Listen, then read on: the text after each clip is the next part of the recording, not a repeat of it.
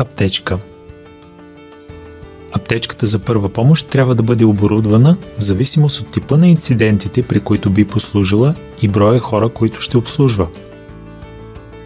Съвременните стандарти за окомплектоване на аптечки предполагат в тях да се поставят лични предпазни средства, превързочни материали и средства за оказване на първа помощ без медикаменти. Всички специфични лекарства, които може да са ви необходими, може да поставите допълнително в аптечката след консултация с личния ви лекар.